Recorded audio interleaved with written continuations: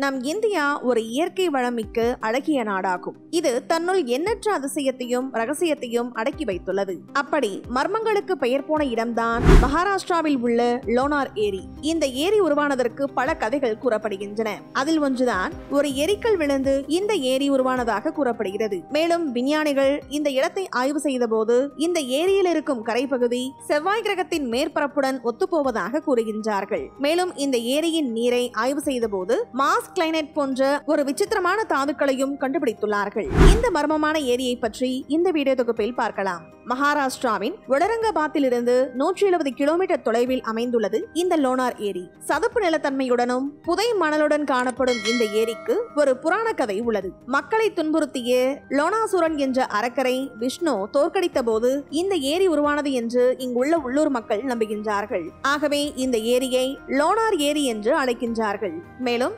ஆராய்ச்சியாளர்களின் கருத்துப்படி சுமார் 50,000 ஆண்டுகளுக்கு முன்பு பூமியின் மீது ஒரு சிறுகோள் மோதியதால் இந்த ஏரி உருவானதாகவும் கூறுகின்றார்கள். சரியாக 52 ஆண்டுகளுக்கு முன்பு 2 மில்லியன் டன் கொண்ட ஒரு எரிக்கல் 90,000 கிலோமீட்டர் வேகத்தில் நம் பூமியின் மீது வந்து மோதியது. அது மோதிய இடம் இந்தியாவில் உள்ள மகாராஷ்டிரா மாநிலமாகும். அங்கு வந்து விழுந்து உலகிலேயே 3வது பெரிய உப்புநீர் ஏரியாக உருவாக்கியது. ஒவ்வொரு வருடத்திற்கும் லட்சக்கணக்கில் எரிக்கற்கள் நம் பூமியை தாக்கினாலும் இப்படியெல்லாம் எப்போதாவது ஒரு முறையே நடக்கும் வாய்ப்புகள் உள்ளது. மேலும் பிரிட்டிஷ் ஆபீசர் அலெக்சாண்டர் 1823ஆம் ஆண்டில் இந்த ஏரியை கண்டுபிடித்தார். மேலும் இந்த ஏரியானது உப்பு மற்றும் காரத்தன்மை என்ற இரண்டையும் உடையது என்று சொல்லப்படுகிறது. அந்த இரண்டு தன்மையிலும் வாழும் உயிரினங்களும் இந்த ஏரியில் வாழ்வது இன்னும் ஆச்சரியத்தை ஏற்படுத்துகிறது. மேலும் ஏராளமான தாது பொருட்கள் இங்கு இருப்பதற்கு உதாரணமாக கடந்த 2020ஆம் ஆண்டு இந்த லோனார் ஏரி பச்சை நிறத்திலிருந்து இளஞ்சிவப்பு நிறமாக மாறியுள்ளது. ஏரியில் இருக்கும் பாறைகள் மற்றும் பாசிகளில் ஏற்பட்ட மாற்றம்தான் நிறம் மாற காரணம் என்று கண்டுபிடிக்கப்பட்டுள்ளது.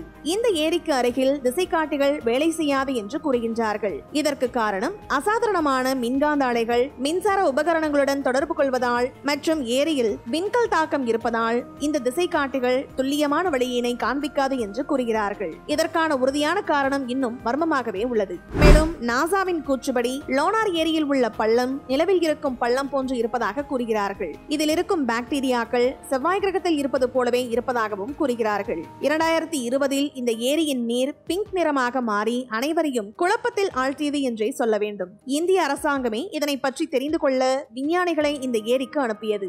இருந்தாலும் அவர்களுக்கும் இந்த ஏரியின் நிறம் மாறியதற்கான காரணம் தெரியவில்லை. ஒரே ஏரியில் உப்பு நீரும் நன்னீரும் இருப்பது லோனார் ஏரியில் மட்டும்தான் உள்ளது. பழங்காலத்தில் இந்த இடத்தின் மகிமை அறிந்தோ என்னவோ லோனார் ஏரியை சுற்றிலும் 1000 வருடங்களுக்கு முன்பே ஏராளமான கோயில்களை ரிஷிகளும் முனிவர்களும் கட்டியுள்ளார்கள். கிட்டத்தட்ட 50,000 வருடத்திற்கு முன்பு உருவான இந்த இயற்கை அதிசயத்தை நேரில் சென்று காணும் போது காலச்சக்கரத்தில் பயணித்து அந்த காலத்திற்கு பின்னோக்கி போனது போன்ற உணர்வு ஏற்படும் என்றே சொல்லலாம். இவ்வாறு பல ஆச்சரியங்கள் இருப்பதால் தற்போது லோனார் ஏரி சர்வதேச முக்கியத்துவம் வாய்ந்த ராம்சர் பகுதியாக உள்ளது. இந்த வீடியோ பத்தின உங்களோட கருத்துக்களை கீழே கமெண்ட் பாக்ஸ்ல மென்ஷன் பண்ணுங்க. கீழே இருக்க ரெட் கலர் சப்ஸ்கிரைப் பட்டனை கிளிக் பண்ணி எங்க சேனலை சப்ஸ்கிரைப் பண்ணுங்க. அண்ட் பக்கத்துல இருக்க பெல் ஐகானை கிளிக் பண்ணீங்க அப்படின்னா எங்களோட நோட்டிபிகேஷன் உங்களுக்கு உடனுக்குடன் வரும். தேங்க்யூ.